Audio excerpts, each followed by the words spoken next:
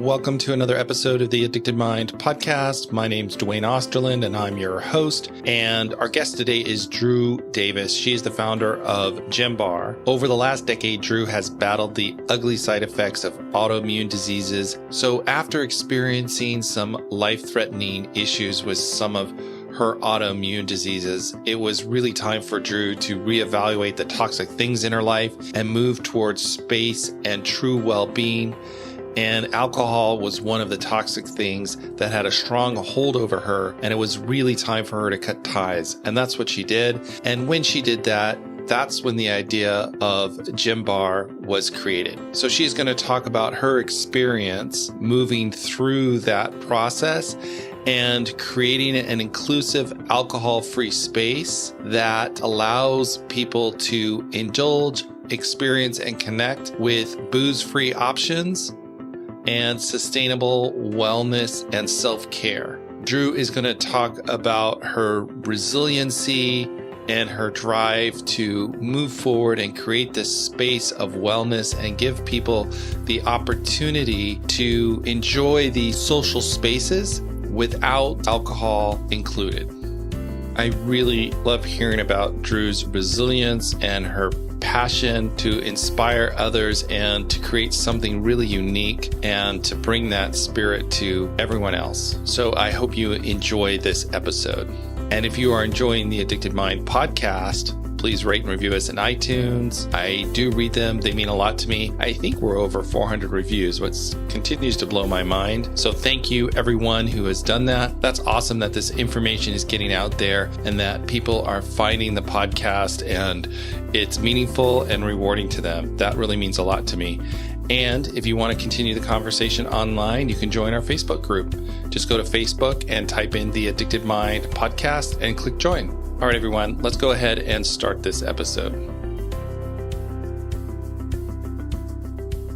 Hello, everyone. Welcome to another episode of the Addicted Mind podcast. My guest today is Drew Davis, and she is founder of the Gym Bar, which we're going to talk more about what that is and what that means.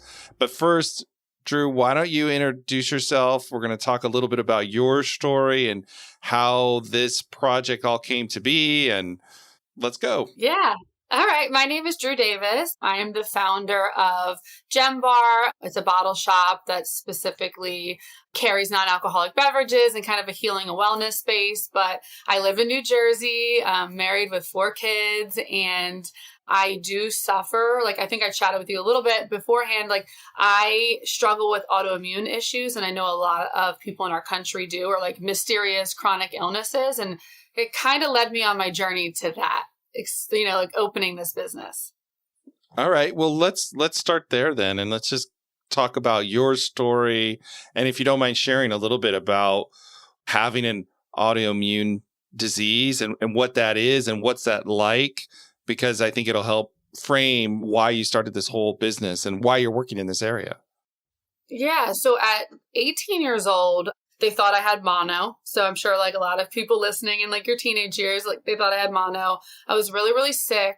They couldn't figure out what was wrong with me. I was very tired, sluggish. So eventually they found out I had something called chronic fatigue syndrome, Epstein's-Barr, which is an autoimmune disease. So I've always kind of had this heavy tiredness about me, even though I am a go-getter.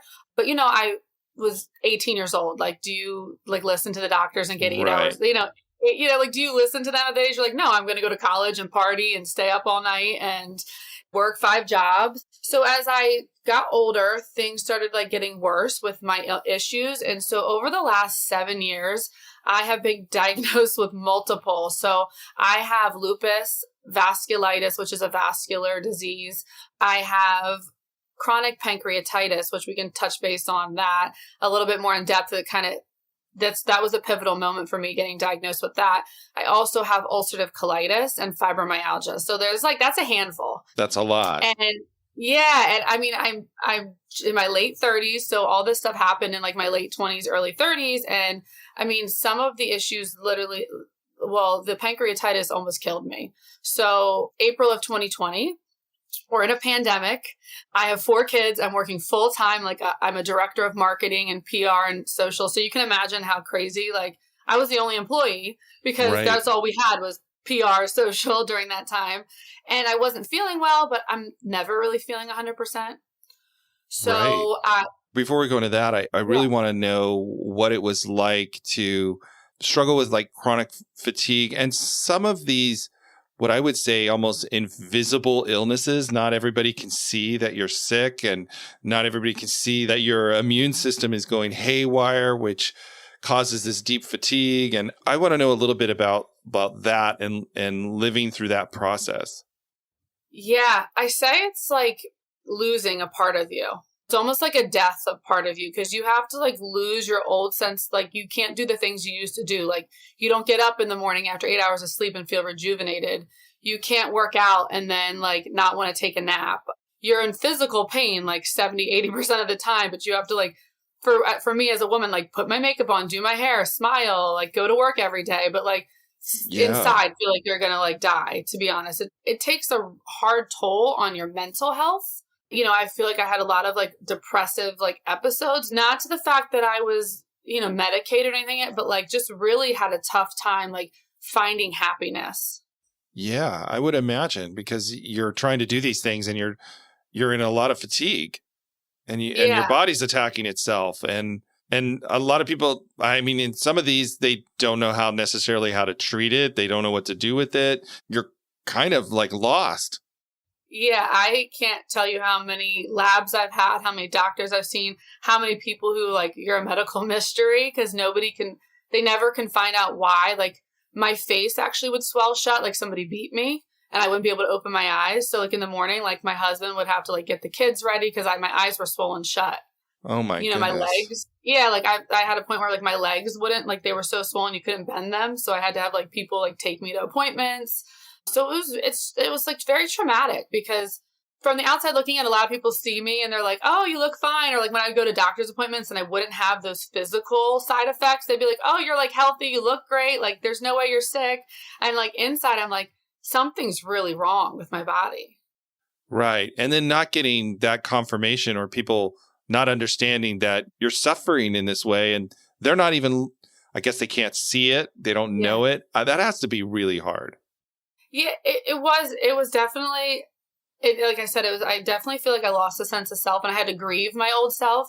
And after years, I've slowly, like, I did turn to alcohol a lot over that time because like more and more because the pain or like the depressive feeling, like it would take that away from me. Or like when I got home from work, I would be so exhausted, like mentally fatigued in my body. I'm like, let me just drink a glass because it would make me feel good at the moment, not knowing it was adding like fuel to the fire inside that was already happening.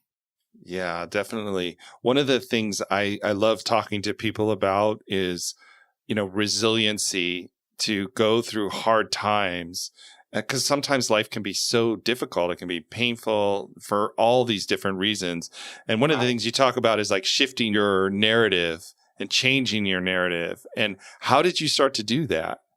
So, like I was saying, in April 2020, I was having severe pain. And I specifically remember, and this sounds silly, but I was in so much pain. I told my husband, I was like, can you just pour me a vodka with a little splash of pineapple? And I'm going to lay on the couch. And I, like to take the edge off because like that's kind of how I dosed myself because like I said, people were not really listening. So it was the only thing to like take the pain away at the moment. And in the middle of the night, I woke up and I was like, we have to go to the emergency room. And then I waited it out, got to the hospital. They were like, we're going to take you to the ICU. And I'm like, what's happening? Like I had acute severe pancreatitis flare up. So my body was actually shutting down. So they said if I didn't get to the Oh my hospital in time, I goodness. could have died. And at that moment, like I have 4 kids. I'm like doing a job that I don't really love, but like I like, you know what I mean? And I like that moment I was like, what kind of, if I died right now, like what kind of legacy am I leaving? Like, did I do everything I can? Like, am I living a toxic free environment from energy to like what I put in my body? Like, I just had a really like, that moment like led to my self-discovery journey. And like, I was like, there's a lot of healing I have to do in order to become a better human to myself and to everybody around me. So that was a moment where you really had to look at your life, take stock and say, I have to do something different I've got to Yeah. do something different. Yeah. I mean, I was going to die eventually. If like I continued drinking and not listening to my body and like, pushing myself, the doctors were like, your lifespan is you could next time you could not make it this far.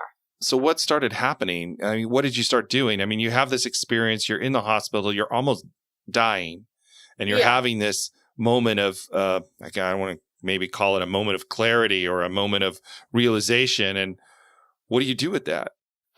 Cried for 3 months. Cried for 3 months. I mean, that's what I tell people. So the doctors were like, after a week there, I'm finally like the hospital was almost like a vacation because I didn't have any extra, like there was nothing but me just getting better there. And the doctors were like, no alcohol for a year, no food, bad food. Like you're going to have to like take care of yourself. And I got home and I'm like, that's no problem. And then like 2 days into it, like we had a birthday party for my kid and we used to like drink on the patio, it's April. And I was in the room crying. And at that moment, and I cried like literally like every day for like 3 months. And I knew that there was so much trauma stored in my body. And I knew that that's what was causing me to be sick. Like, I don't know, just like, it's almost like something came down over me. It was like, no medicine is going to help you get out of this. This is like unlocking that trauma, dealing with it. Cause you've always numbed it out with like drugs, alcohol, partying, people, whatever. And you need to like deal with it like head on so you can heal. So then you don't have to take that stuff to your children. You know what I mean? You can like start creating like a lineage of healed people. So I guess in a way you saw this trauma for the first time in a way that you could acknowledge it and begin to see it. And then what happens there?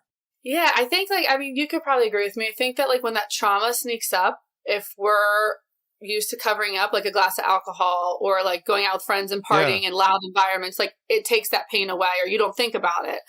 So I started doing a lot and I started like, doing some self-discovery healing through like journaling and like shadow work and the food I put in my body, learning more about like that. And then also like I did a lot of research on alcohol because I was like, I'm attached to this. I don't feel like I said, I don't feel like I'm an addict, but like I can't let it go. Like I have it's like that really shitty relationship, excuse my language, but like you're in a really bad relationship and it's bad for you, but you keep going back to it.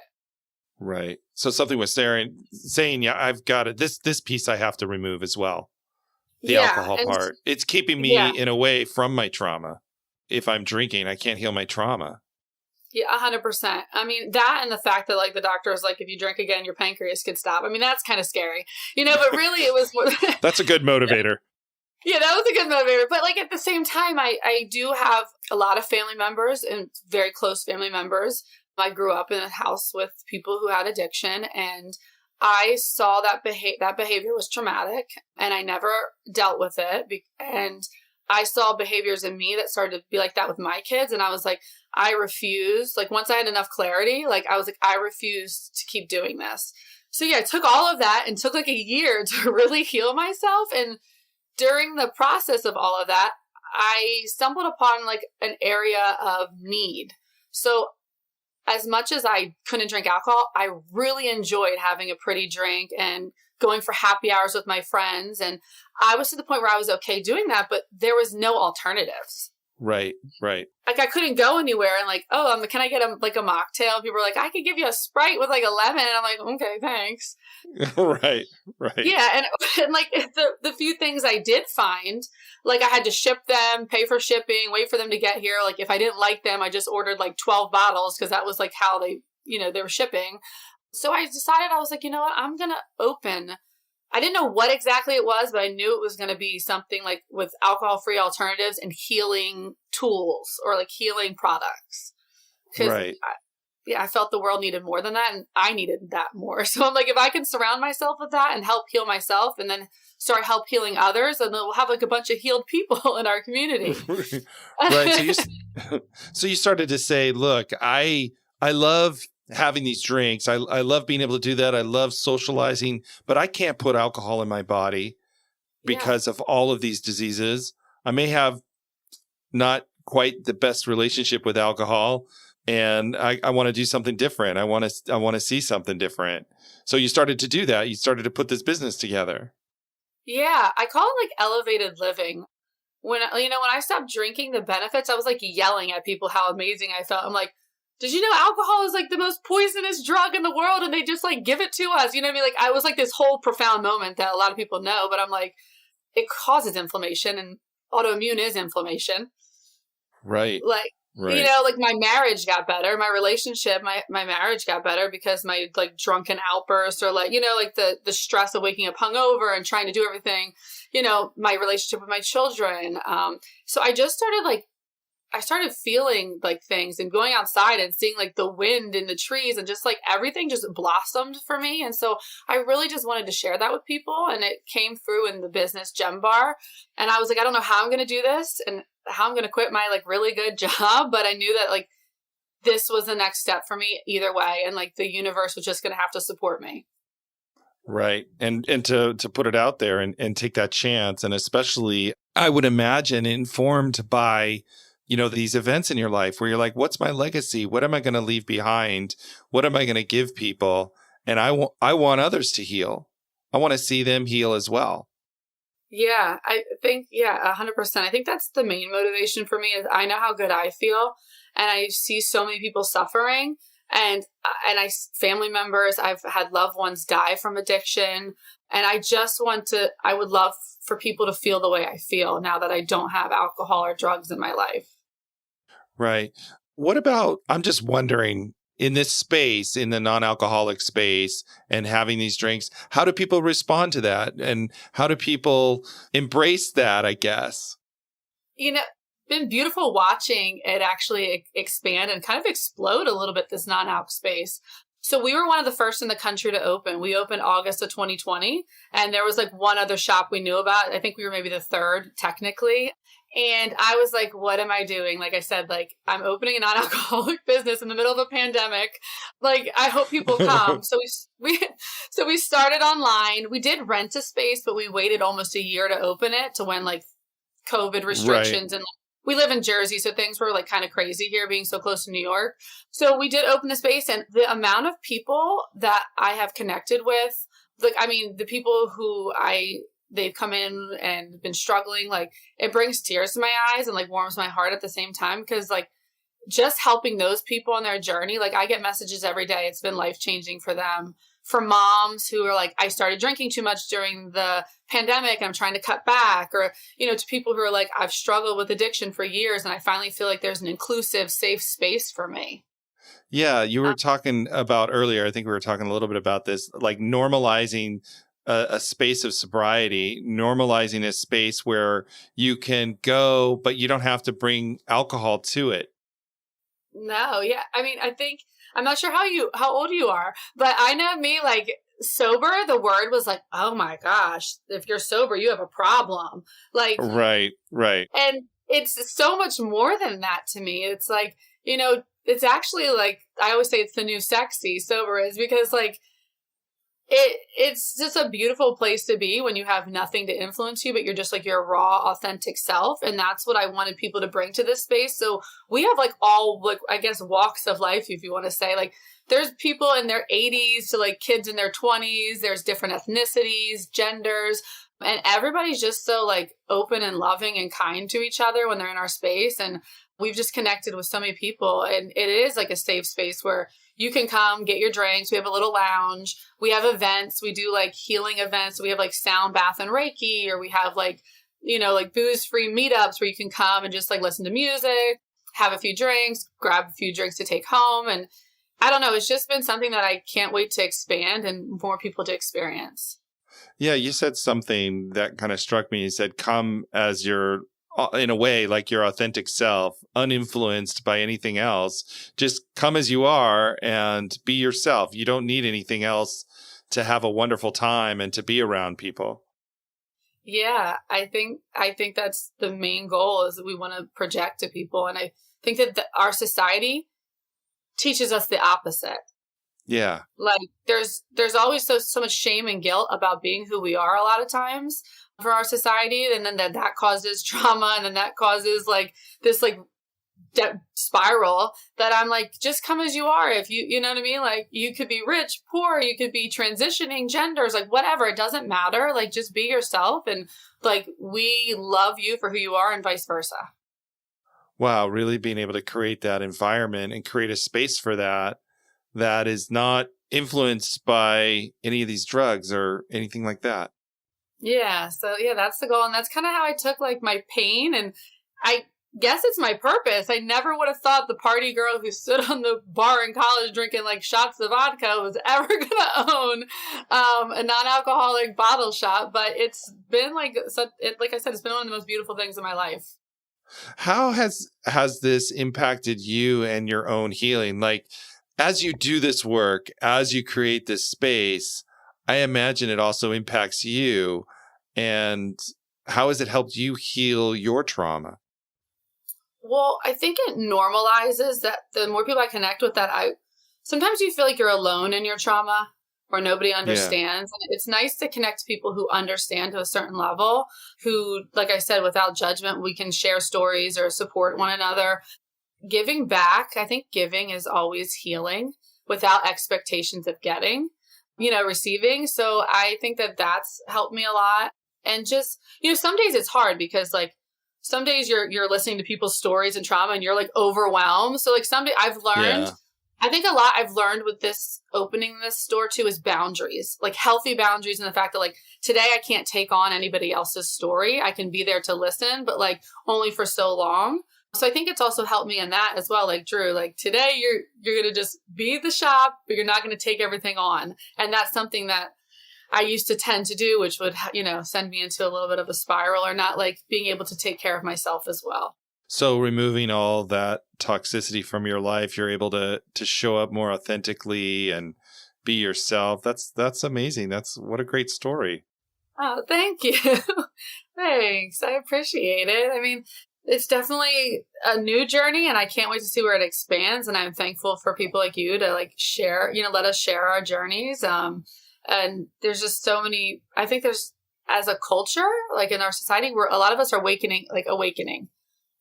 Right. So like, right. Like there's this whole like healing and like, we don't need this. And this younger generation is like, not like, I have kids come in from the college town who are like 21 buying non-alcoholic drinks for their bar. And I'm like, I look at them and I'm like, what?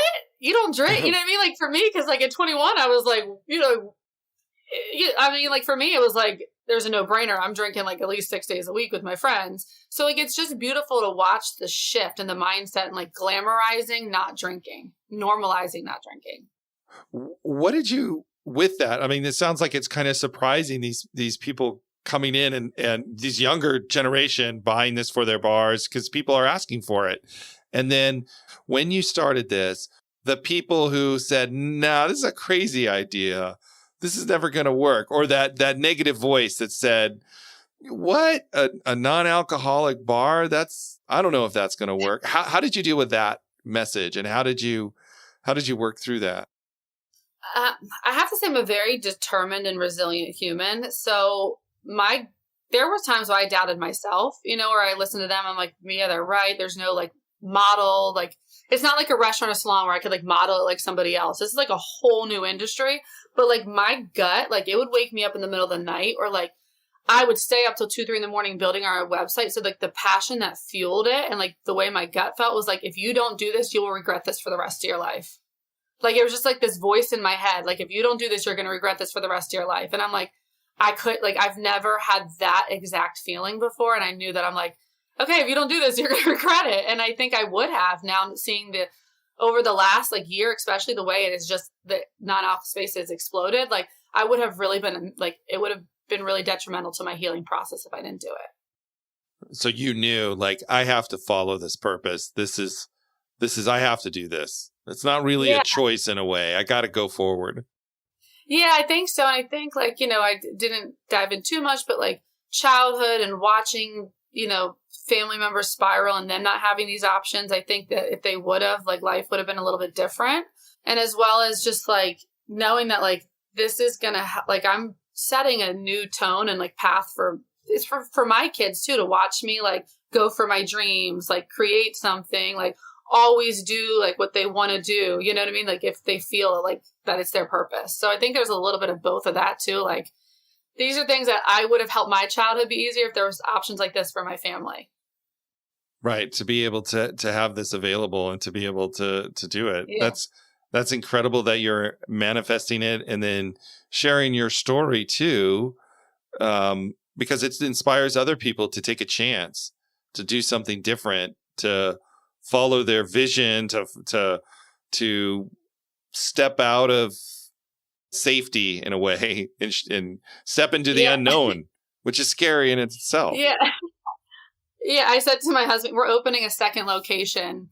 So we're opening our second brick and mortar in basically like less than a year. And I said to him yesterday in the car, I said, like, we don't like have jobs. And he was like, what do you mean? I'm like, we don't have jobs to rely on an income anymore. Cause like, he's now like stepping away from his to like help. And I'm like, what are we doing? But I'm like, I'm just having faith that like this gut feeling is going to help us and going to like make sure that at least we're provided for.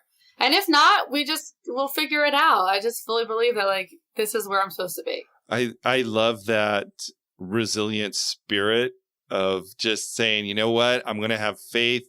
And if it doesn't work out, that's okay too. We'll figure it out. We'll be all right. And we'll keep going forward. I love that resilient spirit. Oh, thank you. I mean, make sure we promote it so people shop from me too. I'm just kidding. Right. Well, we'll get there. Yeah. No, I totally understand. Yeah. So